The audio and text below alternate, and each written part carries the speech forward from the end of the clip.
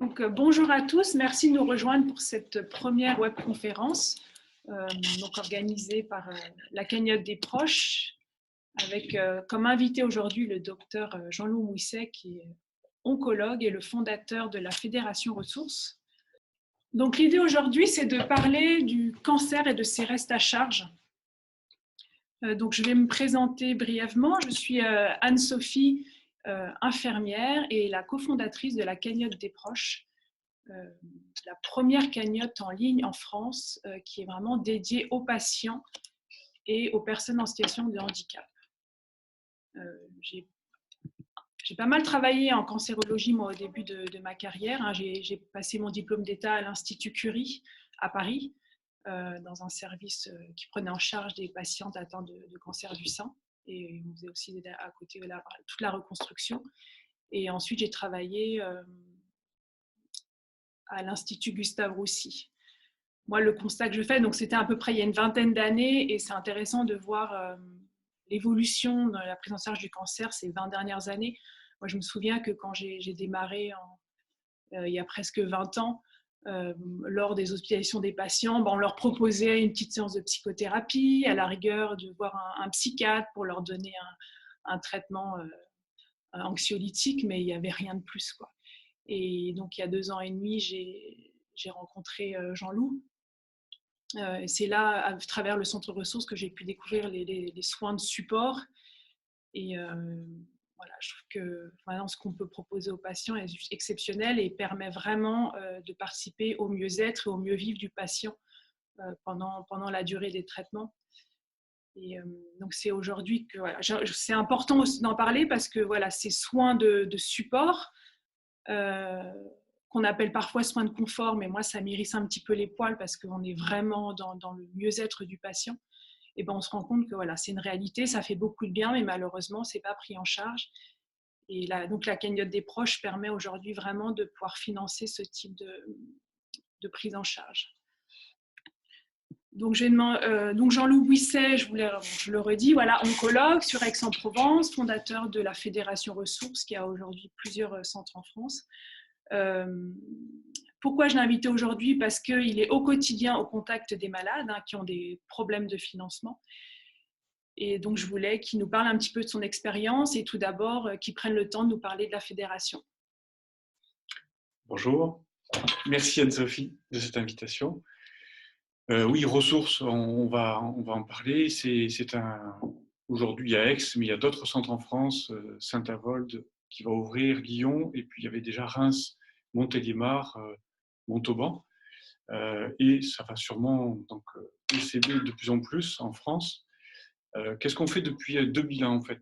Et avec des étapes de plus en plus pour arriver à l'évolution des centres ressources de maintenant, c'est-à-dire depuis octobre 2011, le concept d'un lieu qui est un vrai lieu de mieux-être à l'extérieur des hôpitaux. Dans l'idée, c'est vraiment un lieu qui leur appartient, un lieu qui ne rappelle pas la maladie, on ne replonge pas dans la maladie, et qui n'est pas rattaché à un établissement, ce qui permet aux gens de venir d'où qu'ils viennent. Qu'ils soient traités dans un hôpital, une clinique, et même une ville voisine, ils peuvent venir sans condition. L'idée, c'est que ces lieux soient aussi sans condition financière. La participation aux frais du centre est libre. Ça, c'est important. On parle aujourd'hui des restes à charge. Voilà, on va en parler de la solidarité. Je peux participer, ben je donne. Je ne peux pas, ben c'est les autres qui vont permettre la solidarité, qui va permettre d'avoir accès à ce lieu. Alors, un centre comme celui d'Aix, c'est quand même un budget, 50 000 € par mois, et ben, c'est à financer, et financer justement par cette solidarité. Ça permet aux gens malades, en traitement, mais aussi quand on a terminé le traitement, l'entourage, qu'on soit adulte ou enfant, quel que soit le type de cancer, de venir et de recevoir dans ce lieu où on réunit, on concentre tous les soins de mieux-être qu'on peut imaginer. Voilà, avec une particularité, ce qui fait que réellement les centres ressources sont uniques, c'est qu'ils proposent aussi un programme d'accompagnement thérapeutique qui dure 1 an. L'objectif, c'est d'aider les gens à devenir acteurs de leur santé, de leur donner des outils sur 1 an. On va les accompagner, les former, leur donner des outils pour qu'ils vont acquérir, et ça va leur permettre de devenir indépendants. Et on en parlera. On propose à ces patients aussi de s'investir pour financer, si possible, le programme qui a un coût. Et ce coût, bon, encore une fois, c'est un investissement qui est volontaire, qui n'est pas obligatoire, mais on invite les gens à devenir aussi des acteurs et à nous aider et à aider le centre à fonctionner.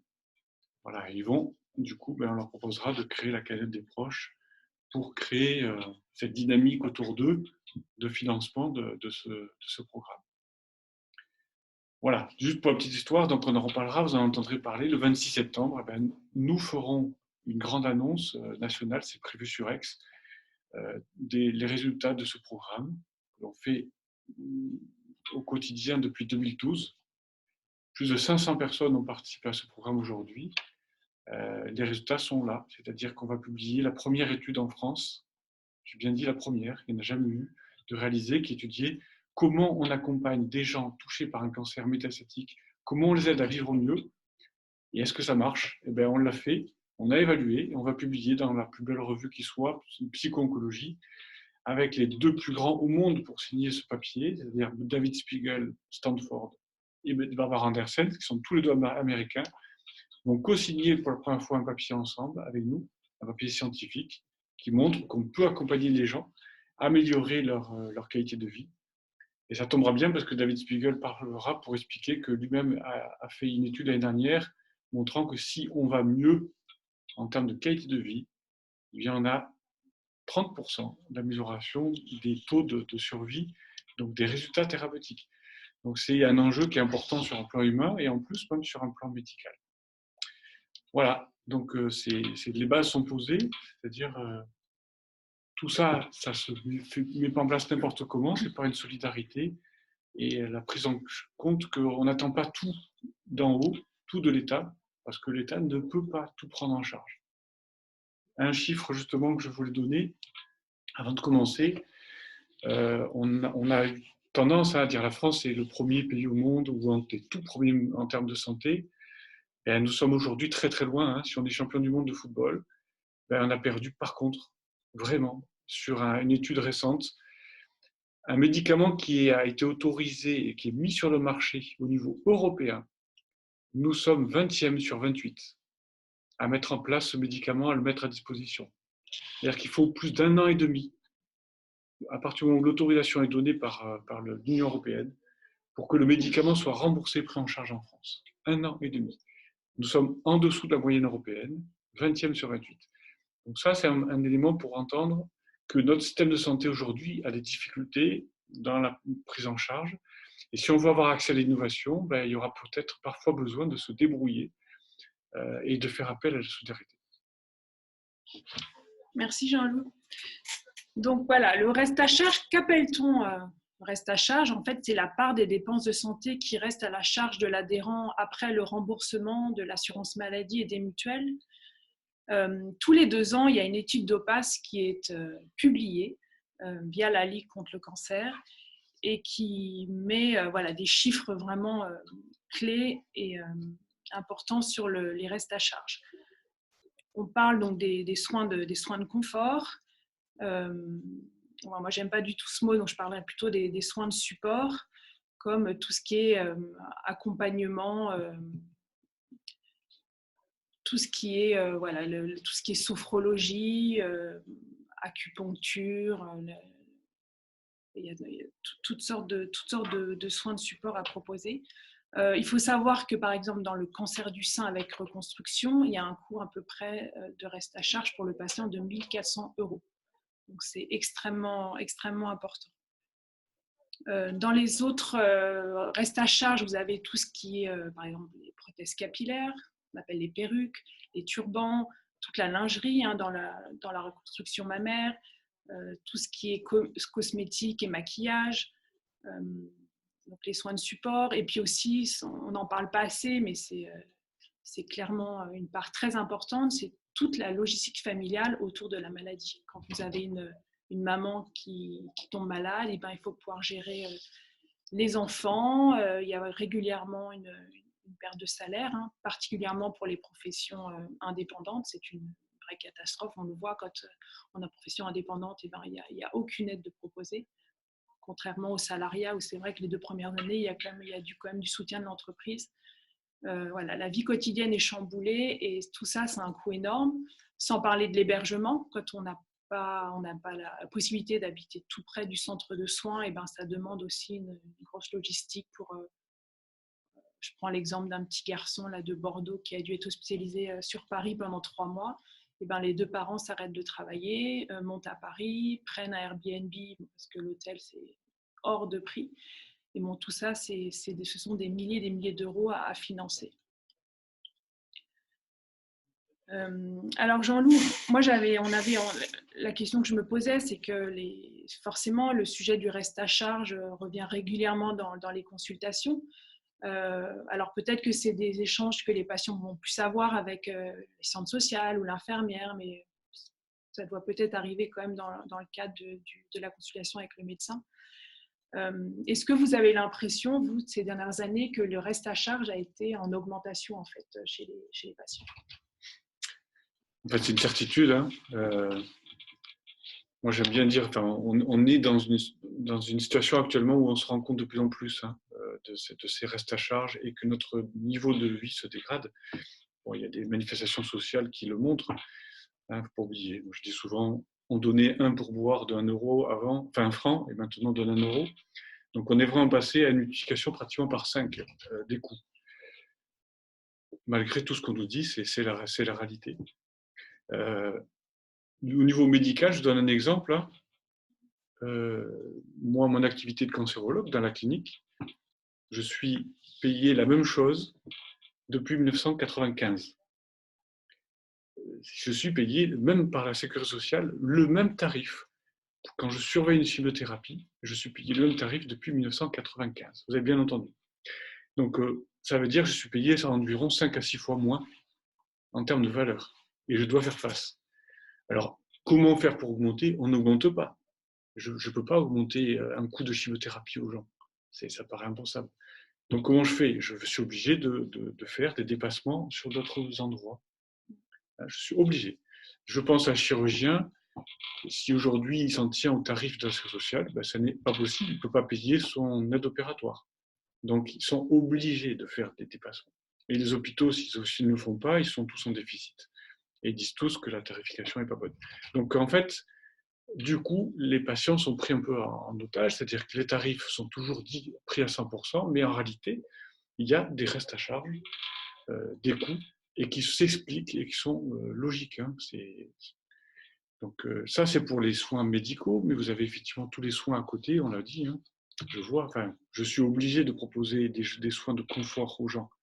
Quand ils ont des boutons pour des thérapies ciblées, qui sont des boutons tout le corps, ils sont obligés de prendre des médicaments, mais il y a des crèmes qui ne seront pas remboursées.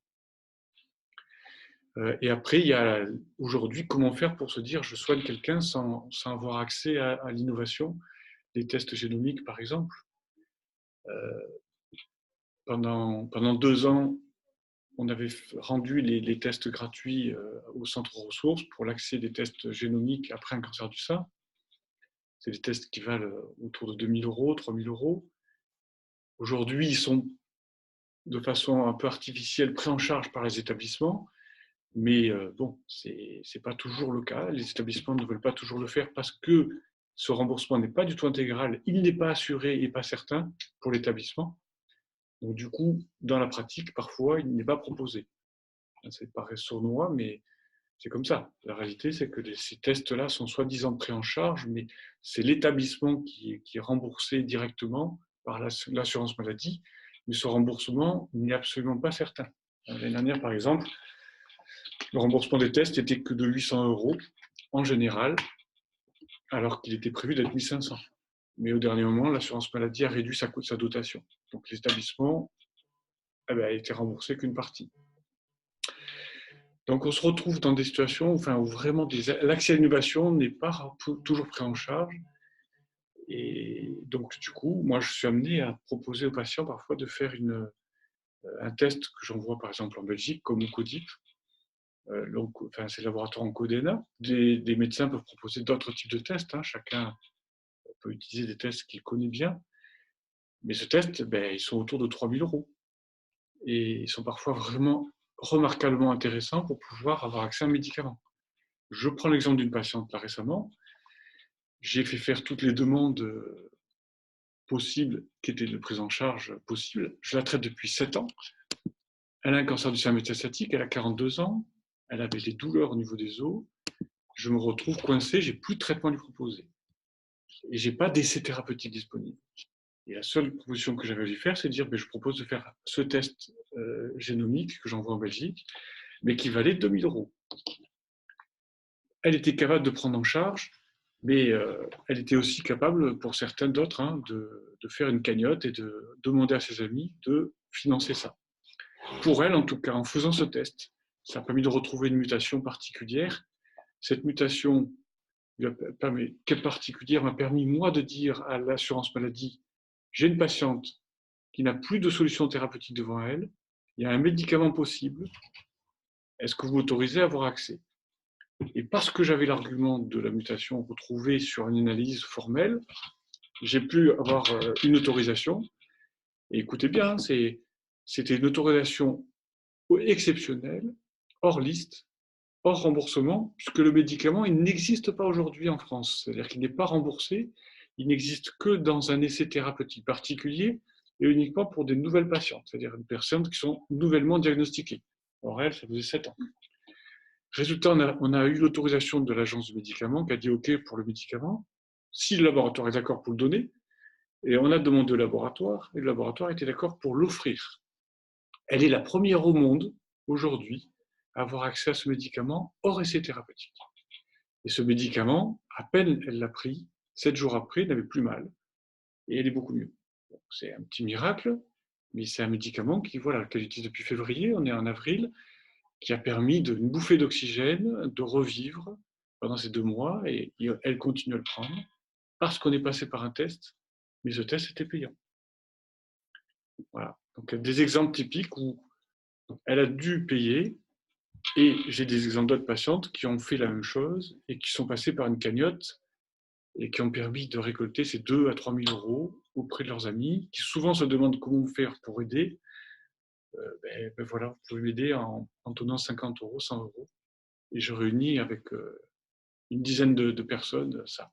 J'ai une patiente qui avait le RSA, qui venait de loin d'ailleurs pour venir se faire soigner à Aix, parce qu'elle y trouvait une prise en charge personnalisée. Donc pas de remboursement d'ailleurs des transports, effectivement, du coup, parce que c'était hors de sa circonscription, je dirais, de son lieu de soins. Aucune finance donc personnelle.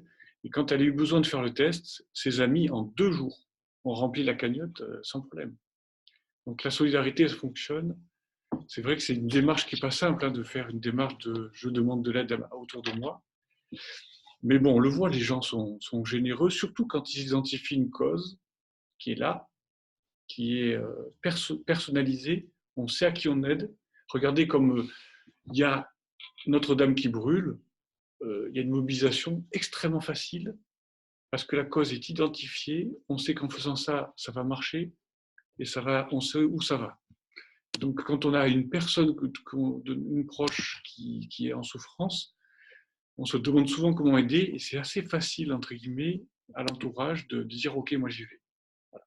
Donc, c'est vraiment une ressource possible. Quand l'État n'est pas là, quand l'État ne peut pas et l'État ne pourra, certainement, manifestement, de moins en moins, eh bien, c'est un moyen. Merci Jean-Loup. J'avais essayé de répertorier un petit peu les possibilités d'aide au financement pour les restes à charge.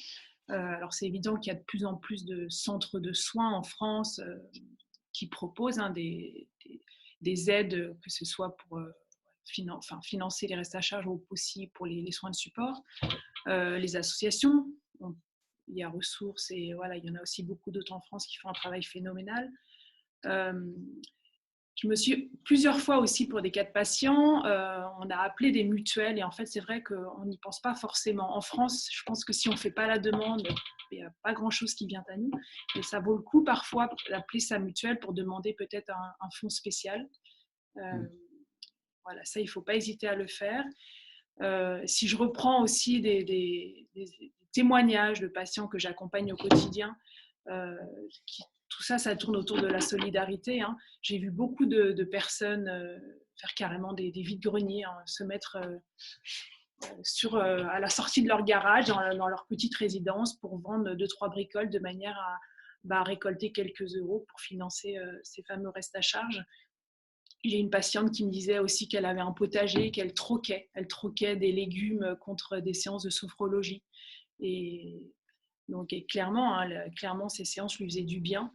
Et donc, voilà, c'était une manière pour elle de financer ce type. Voilà. Donc, ça va parfois quand même très très loin. Hein. Les lotos organisés, les ventes aux enchères. Et puis, bien sûr, il y a la cagnotte, hein, qui commence un peu à rentrer dans nos mœurs. On en voit de plus en plus, hein, de cagnottes solidaires en France et même dans le monde entier. Et c'est ça aussi qui m'a poussée à créer la cagnotte des proches, pour vraiment être une solution concrète pour aider les patients à financer les fameux restes à charge de la maladie. J'avais envie quand même de prendre 2-3 exemples de cagnottes là, de ces derniers mois. Il faut savoir que la cagnotte des proches, 50% de nos cagnottes financent des restes à charge dans le cancer. Donc c'est au quotidien des familles qui nous appellent pour soutenir voilà, des malades. Ces cagnottes sont ouvertes parfois par le malade ou par le proche. Comme je dis souvent, la démarche d'ouvrir une cagnotte n'est vraiment pas facile. On a souvent... c'est difficile de réclamer de l'argent à ses proches. Et notre travail aussi dans la cagnotte des proches, justement, c'est de rassurer quand les patients nous appellent, nous envoient des mails via le support. C'est les rassurer. Et puis maintenant, on a quand même une expérience. Hein, ça fait 2 ans et demi. On a accompagné à peu près 180 malades et familles. Donc on peut rassurer aujourd'hui et dire que voilà, même si la démarche est compliquée, il faut savoir que les conséquences sont vraiment hyper bénéfiques et que ça vaut vraiment le coup de lancer cette cagnotte. Je pourrais prendre par exemple de Leïla, cette patiente qui a un cancer métastasé, qui s'est bien rendu compte que les soins de support étaient indispensables à son bien-être, à son mieux vivre et à mieux aussi, lui permettait de mieux accepter la maladie et les effets secondaires des traitements. Et donc, elle a ouvert cette cagnotte. Et en fait, ce que j'ai trouvé génial, quand elle me parlait, je trouvais qu'elle elle racontait bien son histoire. Elle avait une manière de raconter très, très forte, avec beaucoup d'émotions. Et je lui avais dit, Leïla, vous savez, vous devriez peut-être faire un petit journal au quotidien, raconter un peu de votre ressenti, vos émotions, l'impact qu'a la cagnotte sur votre quotidien. Et c'est ce qu'elle a commencé à faire. Et aujourd'hui, elle a une page Facebook et elle écrit très, très régulièrement.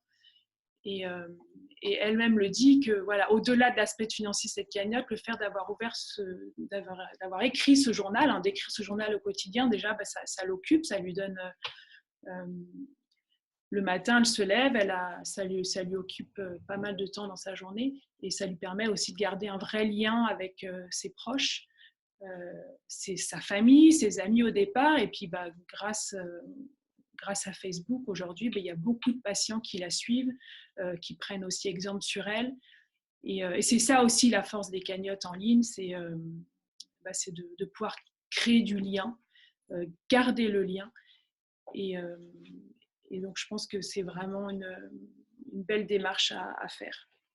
On a, là, je peux vous parler de Charlotte aussi, cette jeune étudiante qui a eu un cancer et qui a dû être hospitalisée un long moment.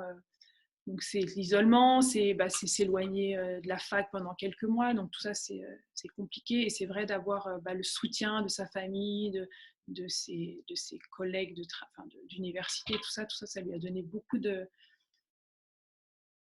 soutien en fait pour se battre dans la maladie.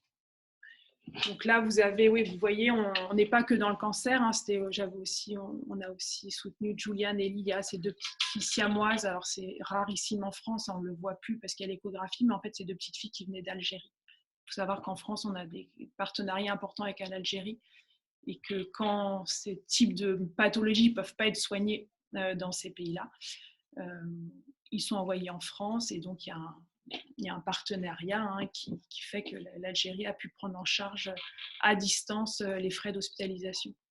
Et ces petites filles, aujourd'hui, elles vont bien, elles grandissent bien. J'ai régulièrement des photos et je trouve que c'est aussi une belle histoire parce qu'en Algérie, malheureusement, on sait qu'elles n'auraient pas pu vivre. Voilà, j'avais envie de vous laisser aussi un petit peu la parole, vous qui êtes en face de nous. Là, on ne vous voit pas, mais on sait que vous êtes derrière votre écran. Vous avez la possibilité de nous envoyer des petits messages par écrit. Donc, je peux vous laisser quelques secondes, là, même quelques minutes, si vous avez envie d'échanger avec nous, si vous avez des questions sur la cagnotte ou sur même des questions à poser au docteur Mouisset. Je vous laisse la parole. Si je veux ouvrir une cagnotte pour financer des soins, combien puis-je espérer récolter et en combien de temps? Alors, c'est très, très difficile de savoir à l'avance combien vous allez récolter. Alors, vous savez que sur notre cagnotte en ligne, vous n'avez pas forcément d'objectif. Et ça, c'est important parce que ça peut être un frein parfois. Quand vous mettez un objectif, vous savez que vous avez besoin de 10 000, 20 000 euros. Les donateurs peuvent être un petit peu effrayés par le montant des sommes. Et moi, je pense qu'il vaut mieux ne pas annoncer d'objectif. Alors là, je vous parle dans le cancer, parce que c'est vrai que dans les soins de support, plus on a d'argent et plus on pourra se faire soigner dans la durée, parce que souvent, c'est des consultations qu'on paye toutes les semaines. C'est évident que pour du matériel médical, une voiture aménagée, il y a des devis. Donc là, l'objectif, il faut qu'il soit atteint pour que le projet soit financé. Mais dans le cancer, moi, j'aurais tendance à dire qu'il ne vaut pas mettre d'objectif et récolter au maximum. En combien de temps statistiquement, la cagnotte, tout se joue dans les 3-4 premières semaines. Donc tout va dépendre de la manière dont vous allez communiquer. Et dans la manière vous allez porter aussi le projet. On dit souvent que quand vous ouvrez une cagnotte, vous devenez un petit peu acteur de la cagnotte. Et c'est vrai qu'il y a un gros travail quand même de communication à faire auprès de vos proches. Les réseaux sociaux aident aussi beaucoup à communiquer pour partager la cagnotte. Donc c'est vrai, ça va vraiment dépendre de votre besoin en fait. Après, bien sûr, en fonction du type de projet, vous m'appelez, puis on en parle ensemble et je pourrais peut-être plus vous guider. Je pense à Sandrine, elle avait besoin de 2500 euros, elle les a eus en 48 heures. Donc, effectivement, ça dépend du réseau. Mais elle avait besoin de 2500, elle les a mis, elle les a eus en 48 heures. C'est possible. Alors, Sylvie demande, on parle des restes à charge zéro pour les perruques. Qu'en est-il? Oui, forcément, le gouvernement a beaucoup médiatisé là, cette nouvelle, cette aide là qu'ils veulent offrir aux patients. Donc, on parle des perruques, un remboursement de la sécurité sociale à hauteur de 350 euros. Mais, pour l'instant, c'est 120. Pour l'instant, c'est 120. Ça devrait passer à 350. Donc, une très belle perruque, c'est 500. Mais c'est ça le problème, c'est que moi, j'ai ma maman qui a été confrontée au cancer, qui a apporté une perruque. Elle l'avait payée, c'était il y a 15 ans, elle avait payé 800 euros. Et donc, elle me disait, une perruque pour pouvoir la porter toute la journée, qu'elle soit supportable, qu'on ne transpire pas, que ça gratte pas, mais il faut mettre le prix.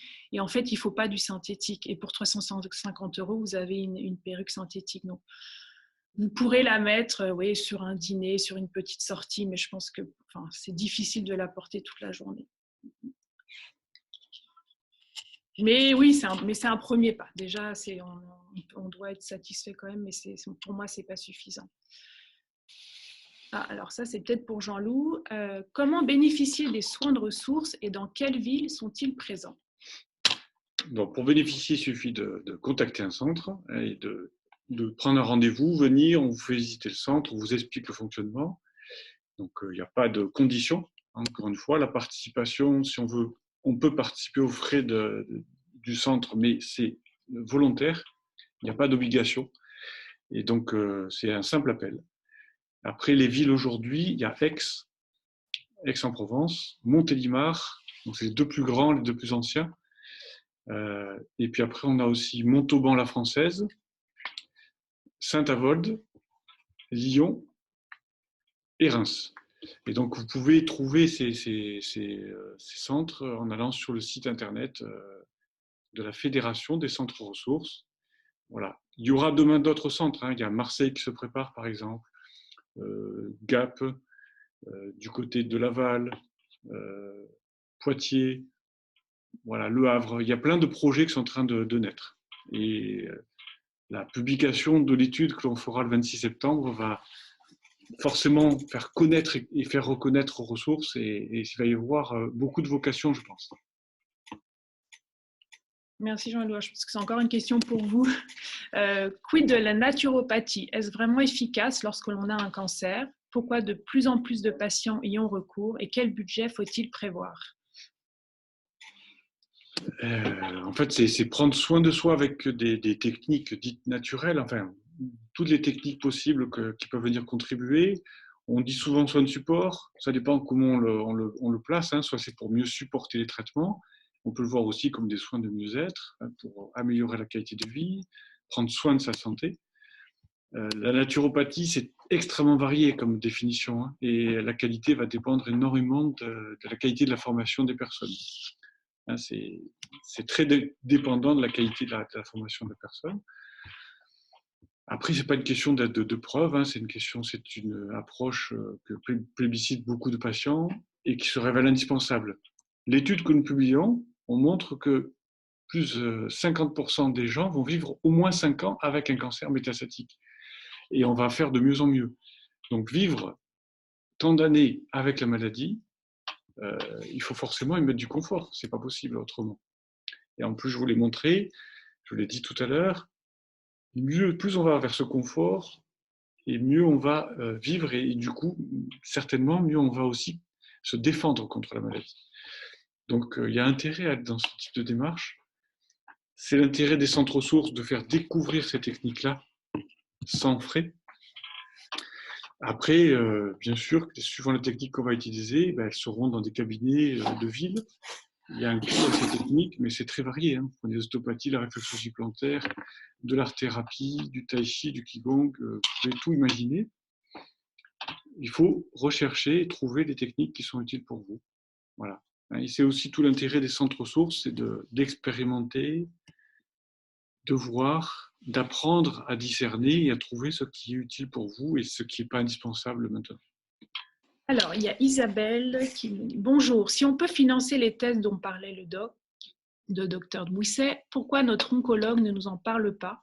J'ai eu 5 chimios, je vois pas, Folfox, et la maladie a progressé. Les perruques sont remboursées à 350 € depuis le 1er avril, mais en synthétique. » Ah oui, donc ça y est, il y a le remboursement de 350 € dont on parlait. Alors, je pense que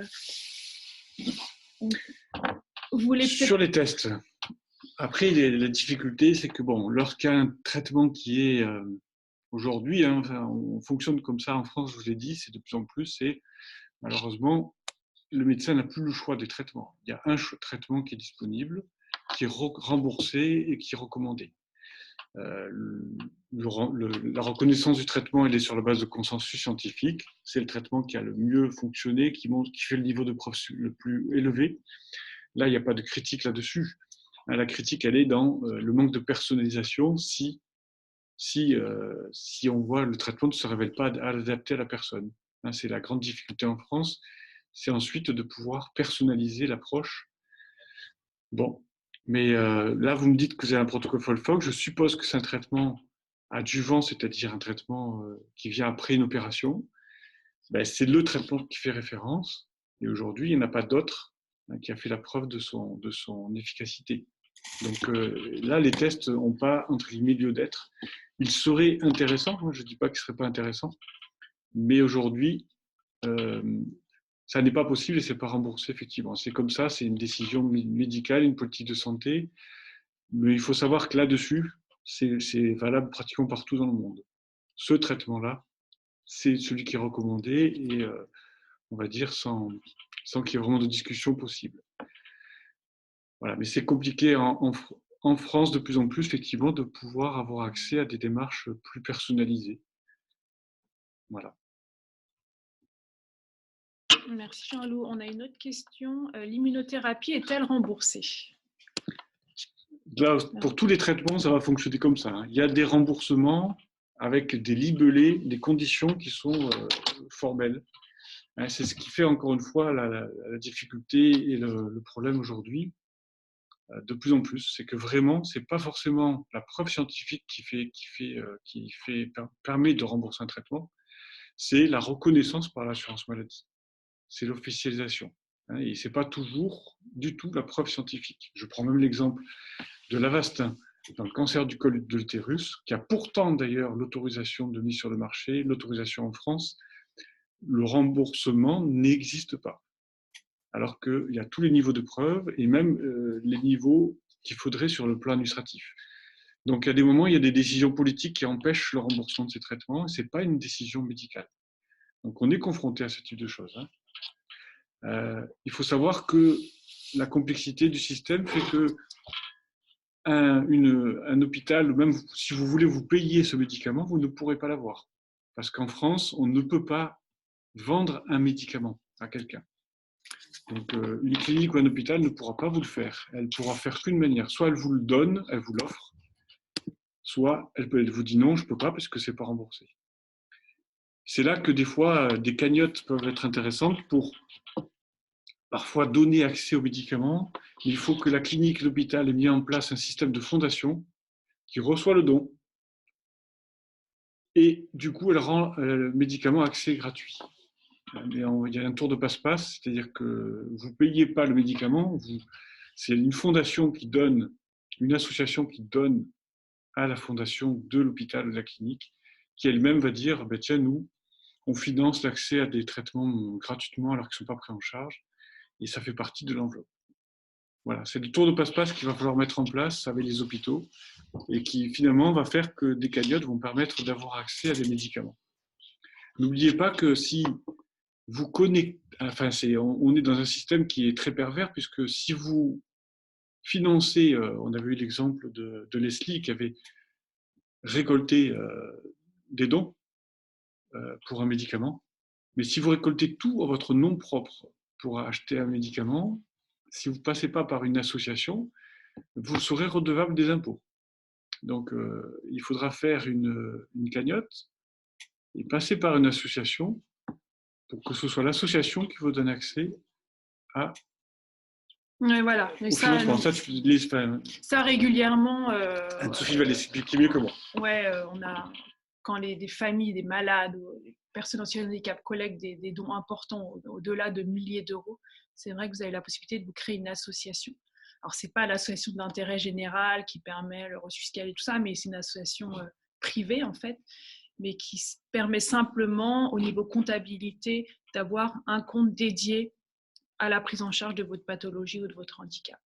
Et donc, ça se fait en ligne à la préfecture, ça prend 2 à 3 semaines, c'est très rapide, hein. La chose est un petit peu long, c'est juste de faire les statuts en fait, c'est ça. Mais moi je vous aide, je peux aussi vous aider. Et donc en 2-3 semaines, vous avez votre association, votre compte bancaire dédié, et là vous n'avez plus aucun problème avec le fisc français. On avait une question de Sylvie. On parle beaucoup de cannabis thérapeutique. Quel est votre avis sur cette thérapie si efficace? Pensez-vous que cela puisse être remboursé un jour? C'est vrai que c'est pas mal dans l'actualité en ce moment. Il y a eu d'ailleurs un gros week-end là, centré sur ce sujet la semaine dernière. Vous, en tant qu'oncologue, est-ce que certains de vos patients prennent du cannabis? Alors, on sort du thème du web d'aujourd'hui, hein. On va prendre une minute pour répondre. Mais... On va répondre pour dire que oui, ça viendra en France sur la régularisation, c'est fait dans notre pays. Le cannabis thérapeutique, ben oui, ça a un intérêt. Ça ne fait pas tout, hein. Faut arrêter de penser que ça fait tout. Par contre, j'ai des patients qui en prennent et bon, parfois ça ne marche pas, mais ça peut apporter sa contribution, comme beaucoup de choses. Ça peut apporter sa pierre. Voilà. Mais bon, pour l'instant, c'est compliqué, hein. Bon, je crois qu'on a fait le tour des questions. Merci infiniment d'avoir rejoint cette première webconférence. On va essayer de traiter d'autres sujets là, dans les prochains mois. C'est important de vous parler de la foulée ressources. Alors, il y en a qui sont peut-être loin, mais pour les gens qui sont autour d'Aix-en-Provence, Rejoignez-nous pour la foulée ressources 2019 qui aura lieu le week-end du 5-6 octobre à Aix-en-Provence. C'est un super moment de convivialité où on se retrouve tous, patients, aidants, soignants, les bénévoles. Et je vous invite à nous retrouver. Après, ce type de manifestation, il y en a dans toutes les villes justement de la Fédération des centres. Donc là aussi, vous allez sur le site de la Fédération et vous verrez les événements durant le mois d'Octobre Rose, où nous, on souhaite avec la Fédération Ressources en faire un mois, non pas du dépistage du cancer du sein, mais un mois de soutien aux personnes touchées par le cancer. Le dépistage en fait partie, mais ça n'est qu'une composante. Et donc, on veut que ce soit pour toutes les personnes touchées par le cancer, et quel que soit le type de cancer du poumon, du côlon, voilà, la communauté des gens touchés par le cancer, tout simplement, hommes, femmes, enfants. On est tous ensemble, vous voyez ces photos, il y a des gens malades, on est tous ensemble. On est une famille, hein, et on arrête de catégoriser, on est tous ensemble sur le même bateau, et vogue la galère, on essaie de rendre ça beau et festif autant que possible. Et tout est adapté pour ceux qui ne peuvent pas courir, vous avez la possibilité juste de marcher, donc c'est vraiment ouvert à tout le monde. Voilà, un grand merci d'avoir assisté à cette première webconférence. N'hésitez pas à nous retrouver sur nos réseaux sociaux ou via le service support que vous pouvez trouver directement sur la plateforme si vous avez besoin de nous joindre. Un grand merci à tous. Je vous souhaite une bonne journée, une bonne semaine. Au revoir. Au revoir.